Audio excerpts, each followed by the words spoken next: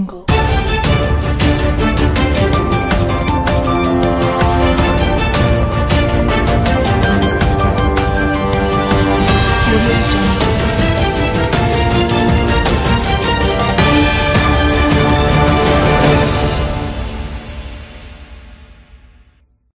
महोदय, कोल्हापूर सांगली जिल्ह्याच्या दृष्टीने अत्यंत महत्त्वाचा विषय आहे।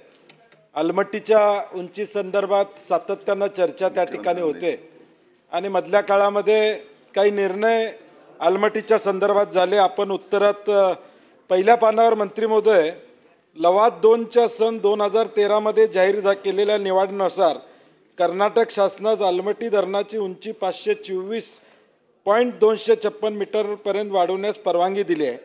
तथापि सर्वोच्च न्यायालयाने 16/9/2011 रोजी लवाद 2च्या निर्णयास स्थगिती दिल्या।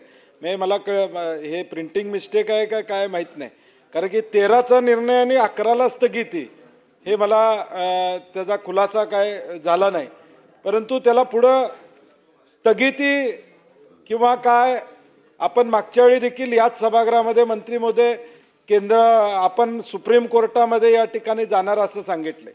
आंध्र प्रदेश तेलंगणा गेले ते पाणी वाटपाबद्दल सुप्रीम कोर्टामध्ये गेलेला आहे। पाणी वाटपाचा त्यांचा जो वाद आहे त्या संदर्भात गेलेला आहे, उंची संदर्भात नाही। त्यामुळे स्पेसिफिक उंची संदर्भात आपण या ठिकाणी जाणार आहोत का, हा माझा स्पेसिफिक प्रश्न आहे। नॅशनल इन्स्टिट्यूट ऑफ हायड्रोलॉजी उत्तराखंडचा अहवाल कधी मिळणार, आम्ही गेले 2-3 वर्ष वाट बघतोय त्याचं, कधी तो अहवाल मिळणार, त्याचा खुलासा आपल्याकडून व्हावा। केंद्रामध्ये बैठका 2 वेळा तारखा ठरल्या, परंतु त्या बैठका झाल्या का नाही याचा खुलासा होणं त्या ठिकाणी गरजेचं आहे। गरज असेल तर आपण केंद्राला एखादं शिष्टमंडळ घेऊन जाऊन भेटणं या ठिकाणी गरजेचं असं मला वाटतंय। 3000 हरकती सांगली आणि कोल्हापूर जिल्ह्यातल्या अलमट्टी संदर्भात केंद्राकडे आम्ही त्या ठिकाणी मंत्री महोदय पाठवलेले, त्या हरकती तुमच्याकडे आल्या असं तुमचं म्हणणं आहे, त्याचा खुलासा आपण काय करणार आहोत।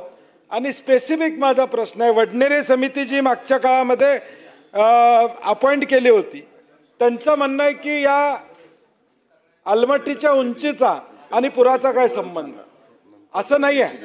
या उंचीमुळे निश्चितपणे सांगली कोल्हापूरला महापुराचा फटका बसणार आहे आणि त्यामुळे वडनेरी समितीतले काही निष्कर्ष ठीक आहेत, नदीमध्ये अतिक्रमण झालं, बंधारे आपण बांधले, तिथं वेगळ्या पद्धतीचे पूल बांधायला पाहिजे होते वगैरे, हे मान्य आहे।